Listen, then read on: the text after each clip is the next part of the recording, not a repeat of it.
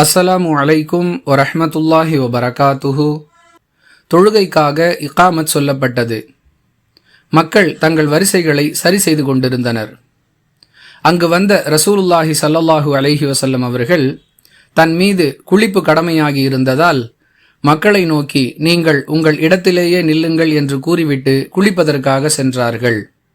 பிறகு தலையில் தண்ணீர் சொட்டி கொண்டிருக்கும் நிலையில் அங்கு வந்த ரசூலுல்லாஹி ஸல்லல்லாஹு அலைஹி வஸல்லம் அவர்கள் மக்களுக்கு தொழுகை நடத்தினார்கள் என அபூ ஹுரைரா ரலியல்லாஹு அன்ஹு அவர்கள் அறிவிக்கிறார்கள். நூல் புகாரி, ஹதீஸ் எண் 640. அன்பிற்குரிய அல்லாஹுவின் நல்லடியார்களே, குளிப்பு கடமையாகி இருந்த நிலையில் தொழுமிடத்திற்கு வந்துவிட்டு ஏன் அல்லாஹுவின் தூதர் அவர்கள் குளிப்பதற்காக திரும்பி செல்ல வேண்டும் என்று பலரும் யோசிக்கலாம். தன் மீது குளிப்பு கடமையாகி இருக்கிறது என்பதை மறந்த நிலையில் அல்லாஹுவின் தூதர் அவர்கள் தொழ வைப்பதற்காக வந்திருக்கலாம்.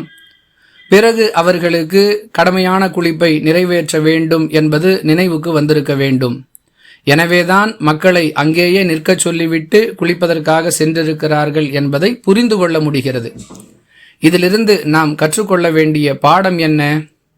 தன் மீது குளிப்பு கடமையாகி இருக்கிறது என்பதையும் அதை மக்களுக்கு மத்தியில் வெளிப்படுத்த வேண்டிய சூழல் ஏற்பட்டு விட்டதே என்பதையும் ஒரு பொருட்டாகவே கருதாமல், எதற்கு எது பரிகாரமோ அதை செய்தால்தான் அது சரியாகும் என்பதை வெளிப்படையாக ஒப்புக்கொண்ட ஒரு உன்னத தலைவராக அல்லாஹுவின் தூதர் ஸல்லல்லாஹு அலைஹி வஸல்லம் அவர்கள் விளங்கி இருக்கிறார்கள் என்பதையும், நம்முடைய தவறுகள் சுட்டிக்காட்டப்படும் பொழுது அல்லது நம்முடைய குறைகள் நமக்கு நினைவிற்கு வரும் பொழுது நாம் எப்படி நடந்து கொள்ள வேண்டும் என்பதற்கு அல்லாஹுவின் தூதரே அழகிய முன்மாதிரி என்பதையும் பாடமாக இந்த ஹதீஸிலிருந்து நாம் பெற்றுக்கொள்ள வேண்டும்.